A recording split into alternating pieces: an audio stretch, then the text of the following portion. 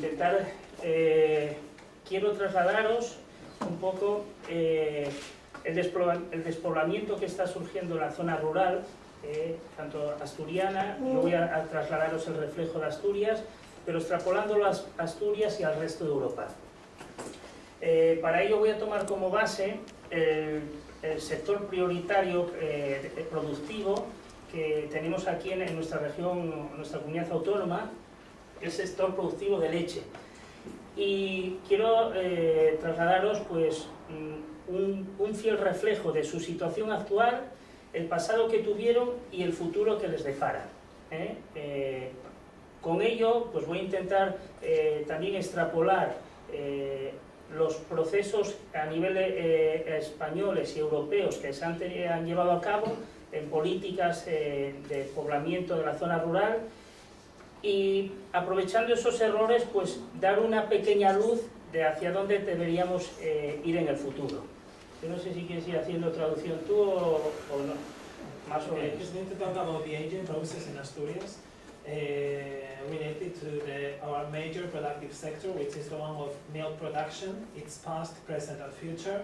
And he's going to talk about the measures that have been taken to promote people still living in rural areas, in villages. En las dos últimas décadas, el sector productor de leche en Asturias, o el sector agrario, hemos pasado de unos 20.000 productores a 2.136 que hay en la actualidad, a finales de a 31 de diciembre del 2015. Ese despoblamiento, indudablemente, pues, nos ha provocado el abandono de todo el territorio. Eso está motivado principalmente por dos motivos. Uno, las crisis que ha tenido durante los años 70, los años 80, Europa en general, en el sector primario, y lógicamente pues una migración natural que iba hacia las poblaciones. Si hoy analizamos nuestra situación actual, estos 2.136, vemos que la situación sigue siendo crítica.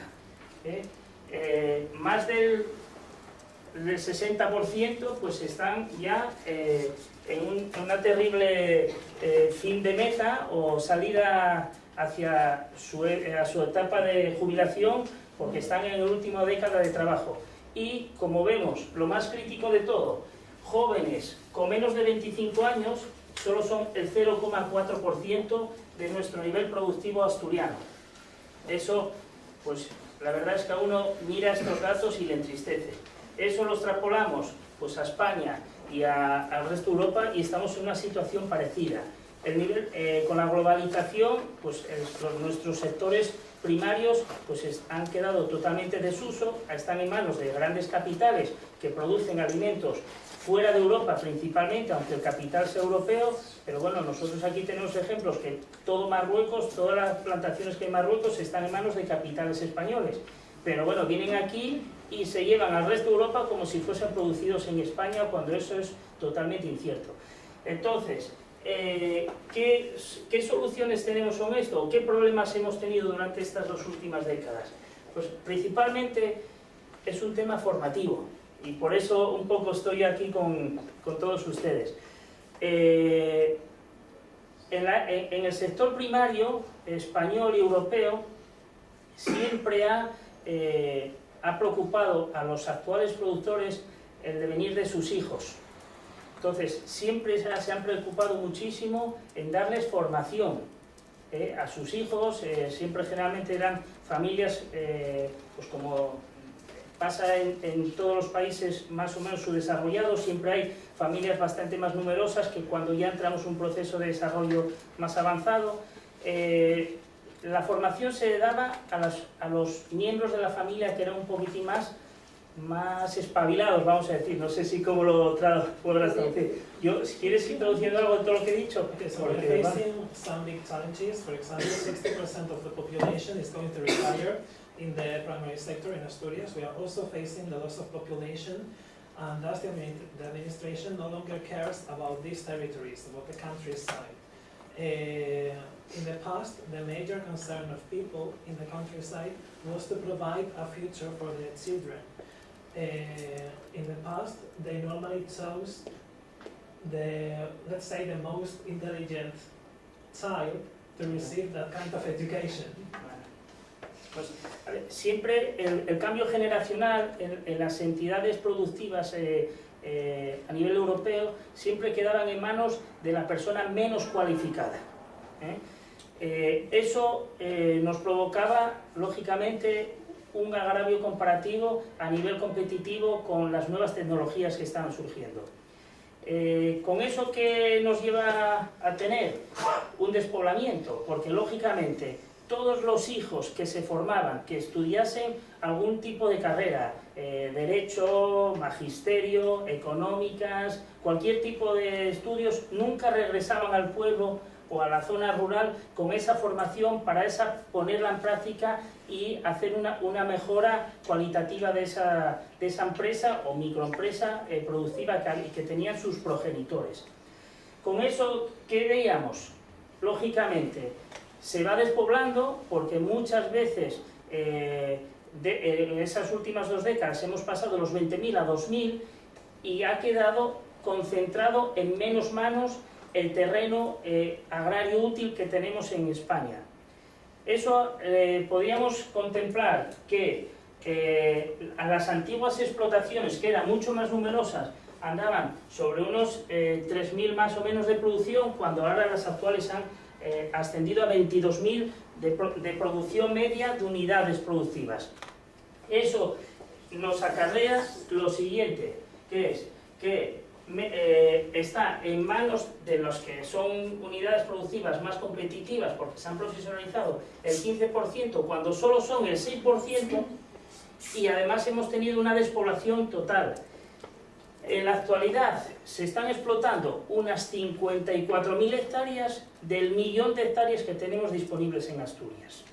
Eso nos da un reflejo de hacia dónde vamos y qué situación estábamos. Cuando había una explotación cercana al 1.000.000 de hectáreas de superficie, en la actualidad tenemos 54.000. Okay, so there were 2 types of children in families in the countryside.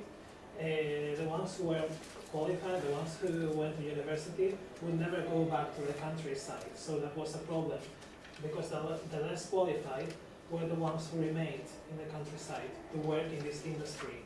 So finally, the land for exploitation has been reduced a lot in the last decades, and just a few people are taking care of it. Vale. Con esa situación, los actuales dirigentes de estas empresas están en una coyuntura muy complicada. Sí, inducir a sus hijos que continúen en la actividad o no, cuando en los últimos 5 años han tenido una reducción de un margen de explotación del 50%. En el 2011, una explotación media asturiana tenía de beneficio unos 16 céntimos de explotación, o sea, ingresos menos gastos, sin incluir amortizaciones, incluir la mano de obra de ellos, que muchas veces es autoconsumo casi lo que tienen, y sin devoluciones de préstamos a entidades financieras cuando alguna posible inversión que tuviesen. Con estos márgenes tan reducidos, ¿qué ha pasado?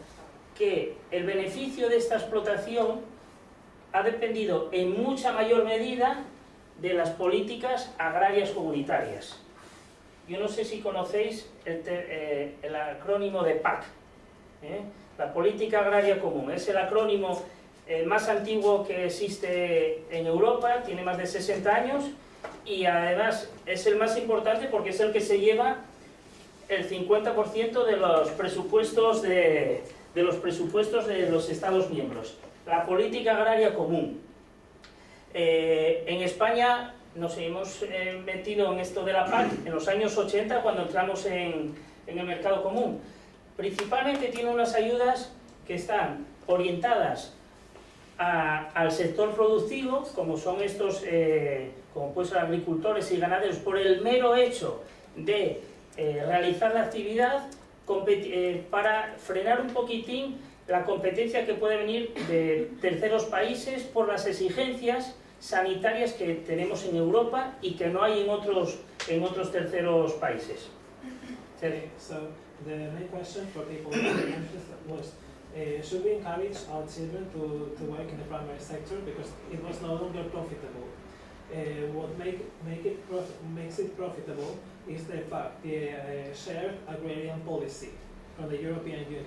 Spain has joined these policies in the 80s, so some decades ago, and it was there was a great investment in this kind of sector.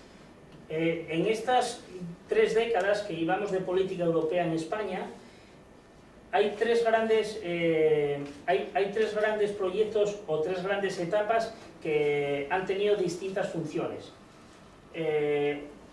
A las ayudas directas, que han sido en una etapa muy proteccionistas, con el fin de frenar la importación de productos que no fuesen europeos, y a esta última tercera etapa que ha sido de unas herramientas de mercado totalmente casi inexistentes. Entonces, al no haber protección ante mercados exteriores, la estrategia ha sido pues incentivar a los productores inyectándoles dinero. Eso es el gran bloque de ayudas, que son las ayudas directas que reciben los productores agrícolas españoles, europeos, franceses, bueno, de todo. Y luego tenemos una segunda pilar, que yo creo que es el más interesante, que son las ayudas de desarrollo. Estas ayudas son cofinanciadas entre los Estados miembros y la Comisión Europea. Surgen de iniciativas que plantean cada un Estado miembro, pues yo quiero apoyar al sector, al desarrollo rural, con algunas medidas que cada comunidad autónoma propone cuáles son las suyas. Esas las estudia la Comisión Europea y las acepta o no las acepta. Y luego las comparten los gastos al 50%. Estas ayudas en estas 3 décadas han pasado por 2 fases muy importantes, que yo creo que a mi modo de ver han sido muy erróneas porque no han tenido éxito. La primera época, en los años 80 y principios de los 90, las políticas que se hacían era: vamos a hacer turismo rural, que era lo que estaba de moda. Fijación de población, turismo rural. Cuando lo que se ha visto en toda España es que en manos de quién están esas casas de turismo rural, pues generalmente personas que viven en las ciudades, que se aprovecharon de esos fondos europeos para rehabilitar unas propiedades que habían heredado de sus padres o sus abuelos, que estaban casi prácticamente ruinas, las rehabilitaron, las utilizan como segunda residencia, en muchos casos para veranear, y cuando no veranean, pues sacan unos ingresos extras pues para la contribución o para los gastos mínimos de luz y agua. Eso ha sido la primera gran etapa de los finales de los 80 hasta mediados de los 90. La segunda etapa, ¿en qué se han ido principalmente los fondos de desarrollo? En hacer grandes infraestructuras innecesarias en muchos casos en pueblos y municipios de pequeños habitantes.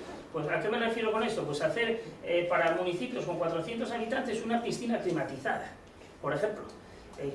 Climatizada, tanatorios y otras muchas infraestructuras, o arreglar fuentes, o bueno, infinidad de ejemplos. Y yo creo que un municipio con 400 personas que genera muy pocos ingresos, yo creo que es innecesario que tenga una piscina climatizada, cuando estará cerrada generalmente pues 51 semanas de las 52 que tiene el año. Más o menos. After the inclusion of the PAC, the shared agrarian policy, there was a second step which was much more conservative, and a last one in which no measures were taken apart from investing money. The new building block that emerged was the aids for the development of territories, proposed at a regional level and financed by 50% by the European Union, which were unsuccessful. For example, with the promotion of tourism in the countryside, because some people used those aids to rebuild goods that they had inherited from their ancestors. And then in the 90s, there was a period of building or creating unnecessary goods for people, such as fountains or swimming pools in very small places in the countryside, which were not used. Bueno, y por último, ¿en qué situación estamos ahora?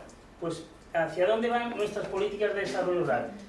Para que os orientéis un poco, a nivel autonómico nos vienen del primer pilar con ayudas directas a agricultores y ganaderos o al mundo rural de forma generalizada, nos llega del primer pilar 29 millones, las ayudas directas de euros. Y cofinanciado por el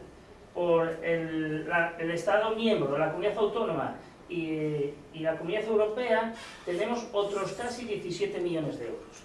Esos 17 millones de euros, ¿qué se están destinando ahora? Pues a intentar fijar población rural simplemente dando ayudas económicas para que se queden en la zona rural. O sea, darles 25 o 30.000 euros a cada hijo de una familia con el objetivo de que intenten seguir con el negocio de sus padres. Yo creo que eso es un craso error, porque el compromiso es de mantener la actividad 5 años, a los 5 años, pues lógicamente abandona la actividad. Yo creo que estos claramente deberían invertirse en formación, porque realmente está pasando en el mundo rural lo que no estamos haciendo nosotros lo que estamos intentando hacer nosotros con los emigrantes, de intentar insertarlos, nos estamos abandonando a nuestros actuales habitantes que estamos expulsándolos socialmente.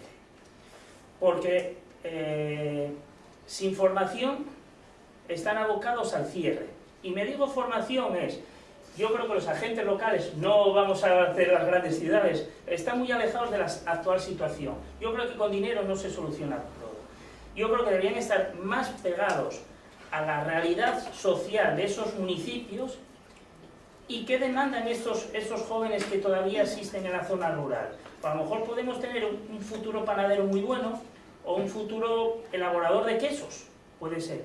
¿Y por qué no le damos formación? En vez de darle dinero sin ninguna contraprestación, pues formémoslo, pues lo llevaremos a una buena quesería, a una buena panificadora, indudablemente, que no hay que olvidar, pues una buena formación económica, porque al final no dejan de ser gestores de sus propias empresas y lo que necesitan es salir día a día, no coger los 25, 30.000, 50.000 euros, hasta 100.000 euros que dan en algunas comunidades por incorporarse a una actividad sin ninguna contraprestación. Hay algunas autonomías en España que no piden absolutamente nada por dar 100.000 euros, simplemente recogerlo, una contraprestación única, estar dados de alta en el régimen especial de trabajadores autónomos durante 5 años.